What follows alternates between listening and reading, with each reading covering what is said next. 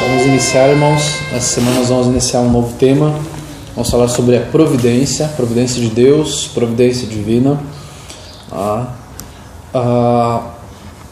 Dentro dessa doutrina, é importante nós respondermos a algumas perguntas que as Escrituras nos dão a resposta, na verdade, e que são importantes para nós termos uma visão correta sobre Deus. Algumas dessas perguntas são: por que Deus criou o universo? Por que Deus criou tudo isso? Por que Deus nos criou? Por que Deus criou todas as coisas que existem ao nosso redor?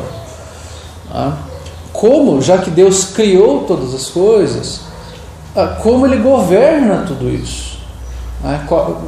De que forma Ele governa? Com que intensidade Ele governa? Ele governa todas as coisas? Ele governa as coisas principais? Ele é senhor dos aspectos chamados naturais, no sentido de natureza. Ele controla os fenômenos chamados naturais. Ele controla o ser humano. Aonde está o controle de Deus? Qual o nível de controle que Ele tem sobre todas as coisas? Qual o nível de governo dele? O que Ele governa? O que Ele deixa de governar? Se Ele deixa de governar, por quê? Qual a implicação disso? Em que sentido, diante de tudo isso, já que vamos falar do governo de Deus, se Deus governa tudo ou não governa, em que sentido nós podemos dizer que a vontade do ser humano é livre? A vontade do ser humano é livre? Ele tem livre-arbítrio? A vontade de Deus é plenamente soberana? Como será isso? Existem limites para a vontade do ser humano? A nossa vontade, ela está acima de todas as coisas? Não. Sim. Por quê? São várias questões aqui que nós vamos ver ao longo dessas semanas nos estudos que nós vamos fazer sobre a providência divina. Obviamente que várias dessas questões também vão entrar não só aqui na doutrina da providência, mas nós vamos ampliar esse ensino na questão da soteriologia. Nós vamos falar então quando formos falar da doutrina da salvação, quando formos falar sobre a questão da predestinação, da eleição, nós vamos continuar este assunto também. Até porque a providência, ela inclui todas as coisas. A doutrina da eleição, a soteriologia, ela está inclusa na doutrina da providência. A providência é o todo. Então, a soteriologia está dentro da doutrina da providência. Portanto, nós vamos começar a tratar a questão de soteriologia também.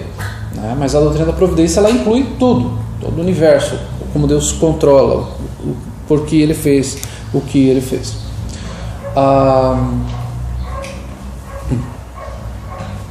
Eu coloquei aqui um texto de João Calvino, está lá nas Institutas. Ele diz assim: a providência de Deus, que abrange o mundo inteiro, a maioria imagina que nessa questão o que há é tão somente um puro e simples pré-conhecimento de Deus, não admitindo que todas as coisas sejam conduzidas por seu querer e por sua ordenação. Outros lhe atribuem algum governo, mas obscuro e geral. Deus, por seu poder, apenas inspira ao homem a faculdade de se mover e de agir, para que possa fazer o que cabe à sua natureza. Então ele está falando de algumas visões incorretas acerca da providência de Deus. É que Deus, em alguns casos, para algumas pessoas, elas entendem que Deus tem apenas um pré-conhecimento. Deus sabe o que vai acontecer, mas Ele não controla nada. Ele apenas conhece, Ele é como se fosse praticamente um vidente, que Ele vê lá, vai acontecer tal coisa. Amanhã vai chover, depois vai acontecer tal coisa, em tal momento vai acontecer um acidente, em tal momento o Brasil vai ser eliminado da Copa. Ele é um vidente, ele não controla, ele apenas tem um pré-conhecimento, ele tem alguns privilégios a mais do que nós. É como você entrar lá, já viu uma propaganda na TV lá tem canais de TV que falam, vai passar tal programação, mas você pode ver antes, se você assinar tal aplicativo nosso, você entra lá e você assiste antes. Deus é como se Ele tivesse um aplicativo lá, e ele conseguisse ver antes do que você. Esse é o entendimento de algumas pessoas, que Deus tem pré-conhecimento, que ele conhece apenas, que ele não decreta nada, mas que ele conhece, simplesmente conhece. Outros também dizem que Deus tem algum governo, mas é um governo geral, é aquele governo assim que vê as coisas, digamos assim, as coisas principais do mundo, não? Você já ouviu as pessoas falarem: eu tenho até vergonha de orar sobre isso, porque Deus tem coisas mais importantes para pensar? Que às vezes a pessoa tem esse entendimento de que Deus tem a fome na África para se preocupar, Deus tem os ataques terroristas, tem os problemas ambientais em alguns lugares, os terremotos, as tsunamis, as situações difíceis do nosso país de política. Por que Deus se preocuparia com essa situação que eu estou falando agora? Diante de tudo isso, minha situação é tão pequenininha. Então é como se Deus fosse aquele que fosse... Bom, vamos ver aqui o que é o principal. Qual é o problema maior? O resto a gente deixa para depois. Como a gente chega em casa lá, tem uma visita surpresa lá, não estava programado essa visita, vamos arrumar aquilo que está mais bagunçado, o resto a gente joga dentro do guarda-roupa aqui, coloca embaixo da cama e dá-se um jeito. Como se Deus fizesse isso. Está muito bagunçado, vamos fazer o que dá, o resto a gente passa um paninho aqui só para disfarçar, para o pessoal não ver que está muito sujo. Não. Essa é uma visão incorreta das coisas, como se Deus olhasse só no geralzão assim, fosse uma ou outra coisinha ele fizesse, tivesse uma grande libertação em algum lugar, desse a provisão em tal coisa, em tal lugar, e não se preocupasse com as nossas questões do cotidiano, com uma prova que a gente vai fazer, com um vestibular, com um desafio no nosso trabalho, com um problema familiar que a gente tenha, com uma situação que a gente está lidando com os nossos filhos, com um problema que a gente tenha com o nosso vizinho, com os nossos dilemas a respeito de evangelismo, de oração. São todas questões que nós vamos tratar aqui e ver que Deus não vê apenas no geral, como se ele olhasse de cima e olhasse só aquilo que está mais evidente, assim. As explosões maiores, as sujeiras maiores, ele olha assim meio por cima. A Confissão Batista de 1689, ela diz assim: Deus, o bom Criador de todas as coisas, em seu poder e sabedoria infinitos, mantém, dirige, dispõe de e governa todas as criaturas e coisas, desde as maiores até as mínimas, pela sua muito sábia e muito santa providência, para que cumpram com a finalidade da qual foram criadas. Ou seja, a nossa confissão de fé, ela afirma categoricamente que Deus mantém, dirige, dispõe de e governa todas as criaturas e coisas. Tudo está no controle de Deus. Cada situação, desde as maiores até as mínimas. Ou seja, o controle de Deus está desde um genocídio que acontece em algum país até quando a gente vai sair de casa e fura o pneu do carro. O Deus está no controle desde uma situação gravíssima de um acidente de trem que mata centenas de pessoas, até o cano da sua casa que estourou. Ele está no controle de todas as coisas. Ele não apenas conhece todas as coisas, mas ele dirige todas as coisas e tudo acontece de acordo com a sua vontade. Não tem alguma coisa que está em seu poder que você possa fazer, que eu e você tenhamos controle sobre isso, que Deus não vai saber, que Deus não vai se importar. Porque Deus criou tudo para uma finalidade, e tudo, ao fim, vai redundar na glória dele. Obviamente que tem coisas, e muitas das coisas nós não sabemos como vai redundar em glória para o Senhor, mas vão redundar. Deus está no controle de toda a corrupção, de toda a sujeira em nosso país. Ele não apenas conhece, mas Ele sabe o que está acontecendo, Ele está no controle de tudo isso. E Ele sabe dos meus menores problemas, das minhas menores angústias, das pequenas, comparadas com essas.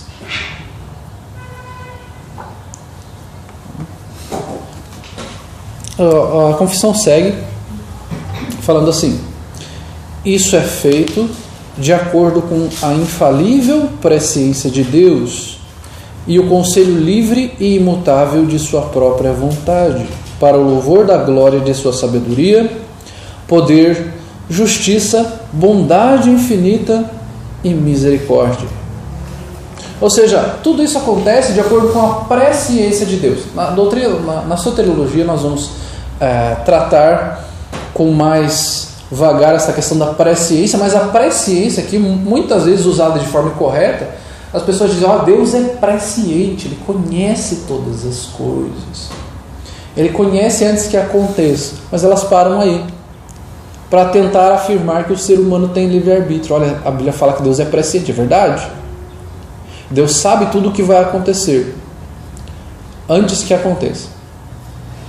Mas quem faz com que essas coisas aconteçam? Se Ele sabe o que vai acontecer, alguém já decretou que vai acontecer desse jeito. Então já está consumado. Alguém teve um plano de fazer desse jeito, se Deus sabe como vai acontecer. Então alguém decretou. É o acaso? É algo maior do que Deus, então? O seu suposto livre-arbítrio é maior do que Deus? A sua vontade está acima do caráter soberano de Deus?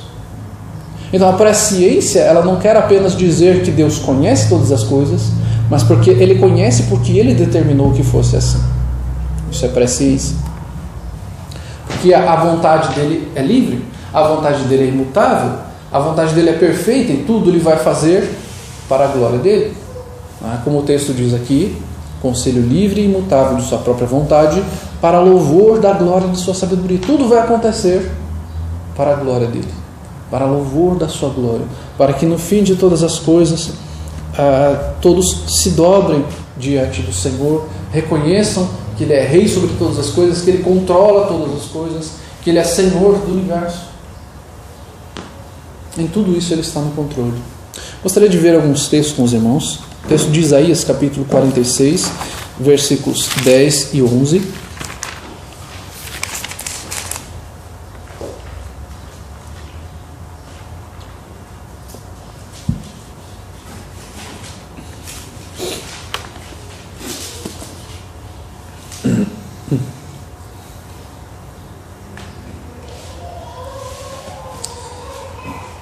Isaías 46, vamos pegar a partir do 8 ali, podemos pegar também.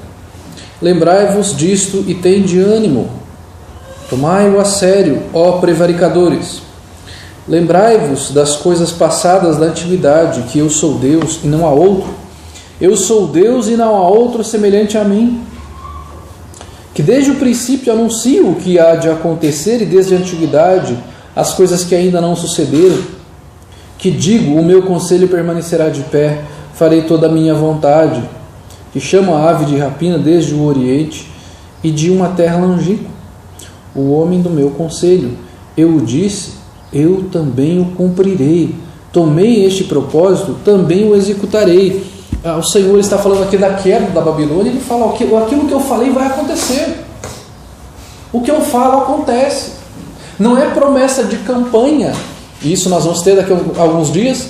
Um monte de gente prometendo que nós vamos ter um país ideal, que ele vai fazer isso, que ele vai fazer aquilo outro. Você fala, puxa vida, o Brasil vai se transformar numa Dinamarca, num desses países assim europeus, bem desenvolvidos, transporte maravilhoso, segurança maravilhosa, saúde de primeiro mundo e tal.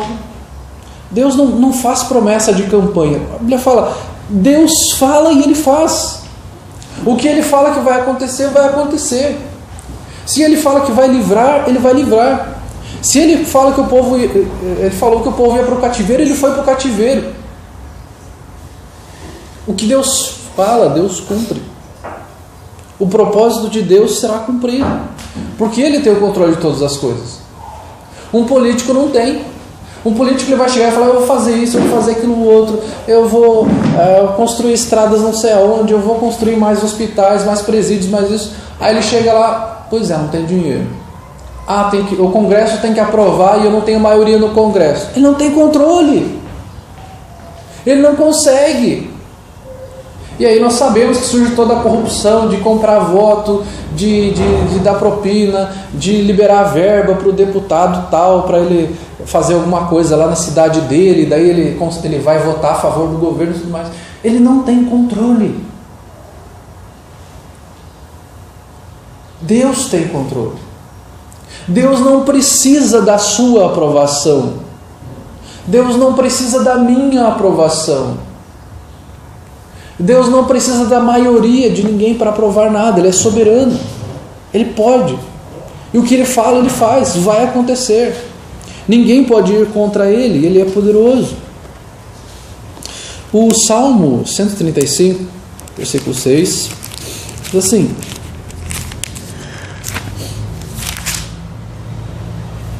Salmo 135, versículo 6. Tudo quanto aprouve ao Senhor, Ele o fez, nos céus e na terra, no mar e em todos os abismos. Deus fez. O que Ele quis, Ele fez. Tudo acontece de acordo com a vontade dele. Você quer contestar o que Deus faz? Não faça. Ele é Senhor. Ele faz de acordo com a vontade soberana dele, porque Ele é soberano. Não é a sua vontade, é a dele. E Ele faz de acordo com a sua vontade. Mateus 10, versículos 29 ao 31.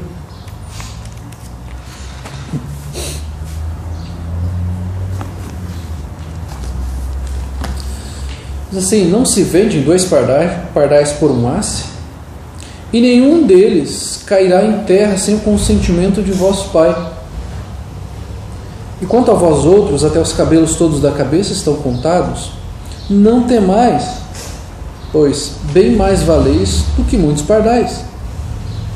Ora, aqui o Senhor nos mostra que Ele se importa desde as menores coisas. Como a gente estava falando aqui, Deus...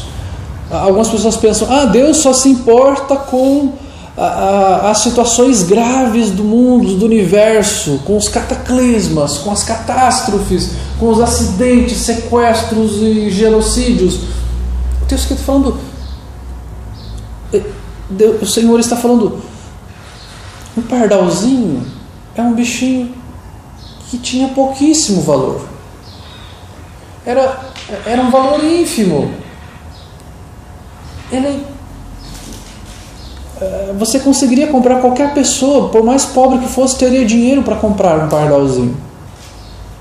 E Ele fala: Deus se importa com ele. Nenhum deles cai sem o consentimento de Deus. Esse bichinho com pouquíssimo valor, que qualquer pessoa pode comprar, Deus se importa com ele e Deus não permite que ele caia. Nenhum deles vai cair sem o consentimento de Deus. Deus está no controle, inclusive, daquele pardalzinho que não tem valor praticamente algum. Um valor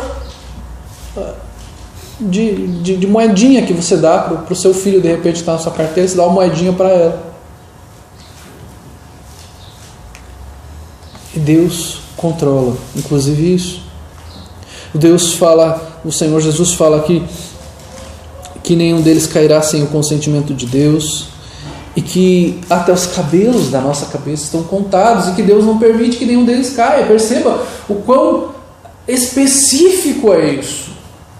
Não só o pardalzinho de um pequeno valor, mas um fiozinho de cabelo. Quando você está lá tomando banho, cai aquele fiozinho de cabelo ali no ralo. Fala: isso foi com o consentimento de Deus, controle de Deus.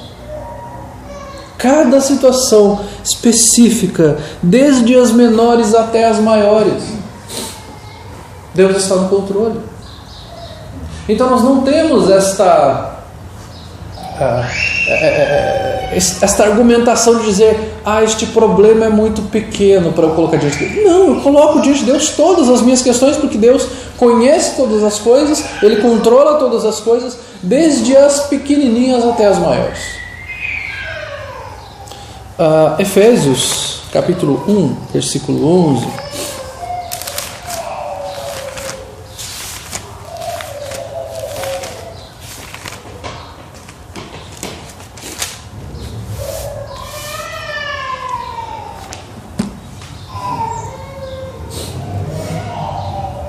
O texto lá nos diz assim: nele, digo, no qual fomos também feitos herança, predestinados segundo o propósito daquele que faz todas as coisas conforme o conselho da sua vontade.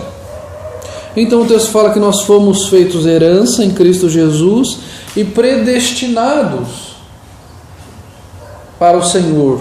O texto fala que conforme o conselho da sua vontade. Ou seja, nós cremos no Senhor, nós conhecemos o Evangelho pela vontade de Deus. Não foi a sua vontade, não foi a minha vontade. Em um momento eu tive vontade de crer. Você pode pensar assim, realmente, em algum momento você entendeu o Evangelho e você creu, porque muitas vezes a gente ouve essa argumentação: não, mas eu criei, eu entendi, é verdade? Claro que é verdade isso. Mas quem atuou em seu coração para que você cresça? Deus precisou atuar em seu coração através do seu Santo Espírito. Deus precisou regenerar o seu coração, porque você estava morto em seus delitos e pecados, como vai falar o capítulo 2, versículo 1 em diante. Deus precisou abrir os seus olhos, tirar o seu coração de pedra e colocar um coração de carne, para que assim você abrisse seus olhos, entendesse e cresça. Aí sim, ok. Você creu, você entendeu, mas porque Deus atuou em você, não porque você em algum momento, eu escolhi em algum momento. Você não escolheu nada, foi Deus quem te escolheu, foi Deus quem atuou no seu coração, foi Deus quem mudou o seu coração, quem mudou o seu entendimento para que você entendesse o Evangelho, que até então você já havia ouvido 10, 20, 30, 50, 100 vezes e não havia compreendido, e a partir daquele momento, como a gente fala, deu aquele clique, e você entendeu. Este clique foi o Espírito Santo que atuou no seu coração, não foi você, o seu entendimento que se abriu, agora você tem um entendimento mais elevado, porque agora você é mais esperto, mais inteligente. Não, foi Deus, foi Ele que atuou no seu coração, foi Ele que trabalhou na sua vida para você crer. E Ele fez isso conforme o conselho da sua vontade. Não porque você e eu éramos especiais. Ele nos amou. Por que Ele nos amou? Porque Ele é gracioso e misericordioso. Essa graça é misericórdia. Ele quer demonstrar a sua graça e a sua misericórdia para alguns. Então Ele elege alguns para louvor, para a glória dEle. Então tudo isso, a nossa predestinação, ele é de acordo com o conselho da vontade de Deus. Então, diante disso, nós estamos vendo a questão da providência de Deus. Seguindo o texto aqui, ele fala assim: em relação à presciência e ao decreto de Deus, que é a causa primária de tudo, todas as coisas acontecem imutável e infalivelmente, de maneira que nada sucede por acaso ou fora da providência de Deus. No entanto, por esta mesma providência, Deus dirige os acontecimentos por meio de causas secundárias que operam livremente, ou como leis fixas ou por interdependência. Estamos continuando aqui a questão da Confissão de 1689. Então ele fala do decreto de Deus, que ele decreta todas as coisas, que todas as coisas acontecem e vão acontecer de acordo com a vontade de Deus, e que nada acontece fora daquilo que Deus decreta. Nada acontece. Então Deus dirige todos os acontecimentos por meio disso, por meio de causas secundárias, inclusive, que nós vamos ver os textos aqui. Gênesis capítulo 8, versículo 22.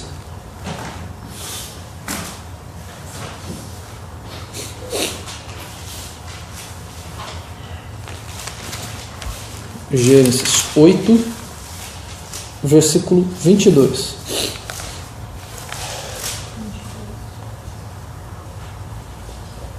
O texto lá diz assim: enquanto durar a terra, não deixará de haver a sementeira e ceifa, frio e calor, verão e inverno, dia e noite.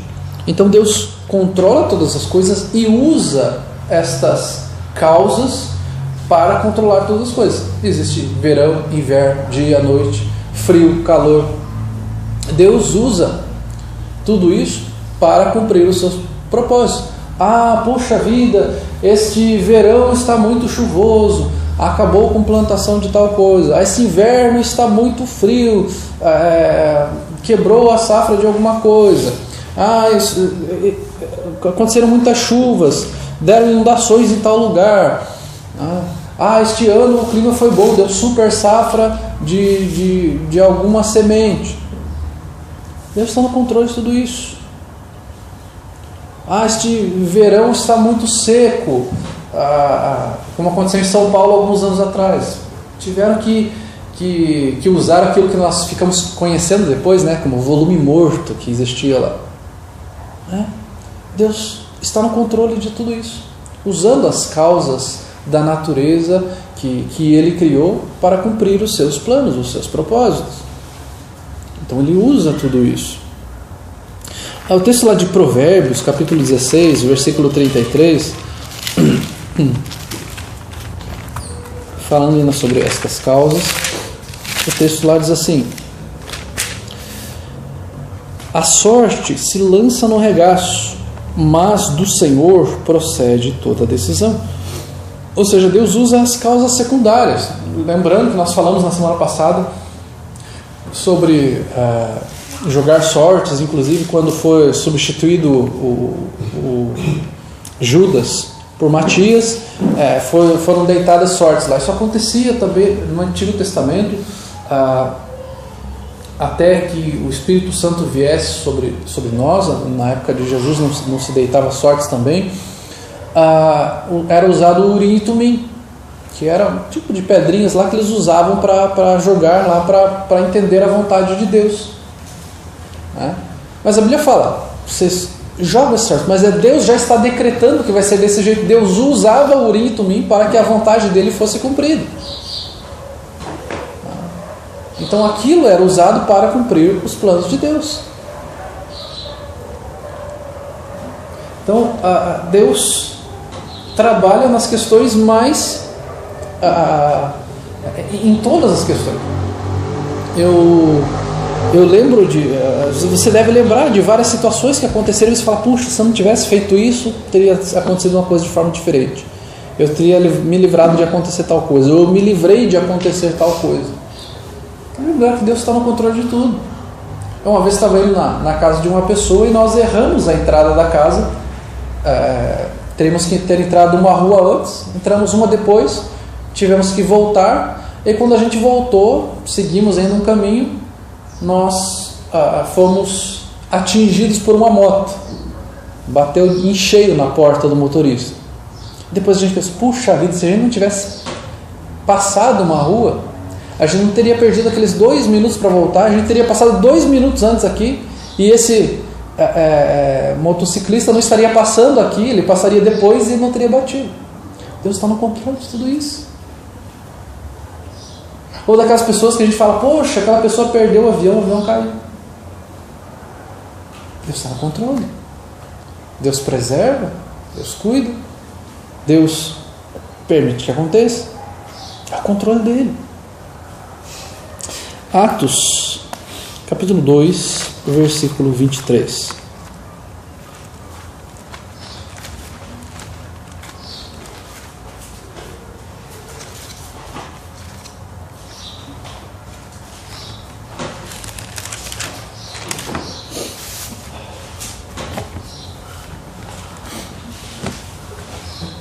Está falando aqui da entrega de Jesus. Tudo aquilo que ele havia feito, e o texto do versículo 23 fala: sendo este entregue pelo determinado desígnio e presciência de Deus, vós o matastes, crucificando por mão de iníquos. Então ele fala que Jesus foi entregue de acordo com aquilo que já estava nos planos de Deus. Ele fala, vós o matastes. Perceba que aqui está usando as duas questões. Está falando da soberania de Deus, está falando, Jesus, estava determinado que Jesus morreria, mas vocês mataram ele. Deus é soberano, mas em nenhum momento ele tira a responsabilidade humana. A soberania de Deus, ela é clara, ela é evidente nas Escrituras, mas também claro e evidente nas Escrituras é a responsabilidade do Senhor. Pedro está falando isso. Vocês mataram. Ele fala, vós o matastes. Ah, mas se Deus é soberano e Jesus morreu, a culpa não é de ninguém. É sim. Porque a Bíblia trata das duas coisas, nós não podemos separar as duas coisas. O grande problema é que as pessoas tentam separar essas duas coisas. Ah, se Deus é plenamente soberano, então eu não sou responsável por nada. Quem diz? A Bíblia fala que você é responsável sim. Quer dizer que Deus tem que deixar de ser soberano para você ser responsável? Quer dizer que Deus tem que deixar de controlar todas as coisas para você ter algum tipo de responsabilidade? A Bíblia coloca as duas coisas. Nós até podemos não conseguir conciliar, podemos até não conseguir entender, melhor dizendo, como nós não compreendemos plenamente a doutrina da Trindade, mas nós cremos nela porque a Bíblia fala sobre ela. Nós até podemos dizer que não compreendemos plenamente como isso funciona, mas nós precisamos crer porque a Bíblia fala. Porque a Bíblia fala que Deus é plenamente soberano, que Ele controla todas as coisas, mas que você é responsável pelos seus atos.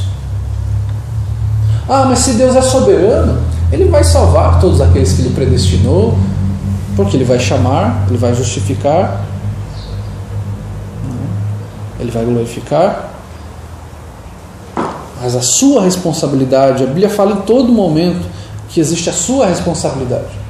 A Bíblia fala, ide por todo mundo, pregar o Evangelho a toda criatura.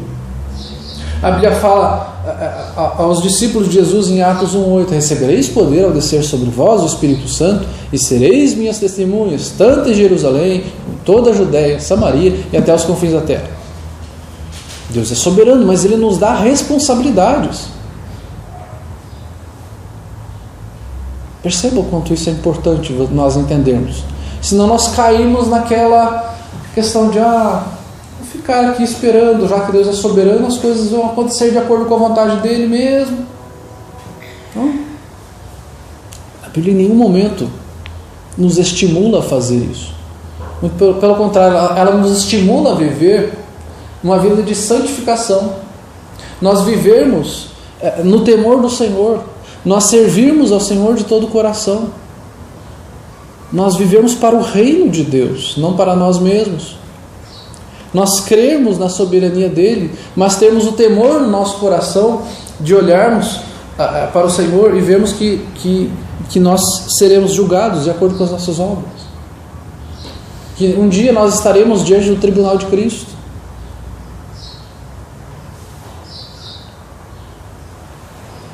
Perceba como isso é importante nós compreendermos a questão da soberania de Deus e a responsabilidade de cada um de nós. Porque senão nós paramos, nós ficamos naquela letargia, naquele comodismo. Perceba que várias pessoas têm esse fervor de fazer as coisas, de evangelizar, de trabalhar. E muitas vezes até as seitas, eles fazem isso porque eles creem num suposto livre-arbítrio que eles têm. Então eu tenho que convencer aquela pessoa, eu tenho que ir atrás porque eu tenho que fazer tudo o que for possível para ela crer e tal. E nós erramos muitas vezes achando que porque Deus é soberano nós podemos deixar acontecer. Que Ele não precisa de mim mesmo, já que Ele é soberano. Você é instrumento de Deus. Você é servo de Deus. Se você é servo de Deus, você está aqui para servi-lo. Você está aqui para trabalhar para a obra dele. Ele é o soberano que tem servos. E que ele cumpre seus planos através dos seus servos.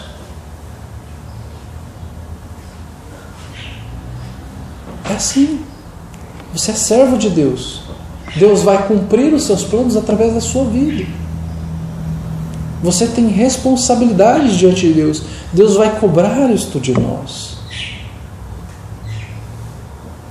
Nós poderíamos seguir aqui, temos bastante material para falarmos sobre isso. Mas para não nos delongarmos, vamos terminar por aqui e vamos abrir para perguntas após o nosso momento de oração. Senhor nosso Deus, que Teu nome seja glorificado, meu Pai. Tu és Senhor soberano sobre todas as coisas. Obrigado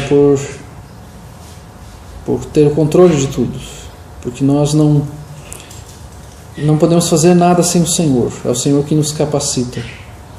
É o Senhor quem nos dá sabedoria. É o Senhor quem nos ajuda dia após dia, ó Pai. Que o Senhor dê a nós este senso de responsabilidade que nós temos. A plena confiança no Senhor, que o Senhor tem controle de todas as coisas, mas o nosso senso de responsabilidade, de que iremos dar conta ao Senhor de tudo aquilo que nós fizermos ou deixarmos de fazer.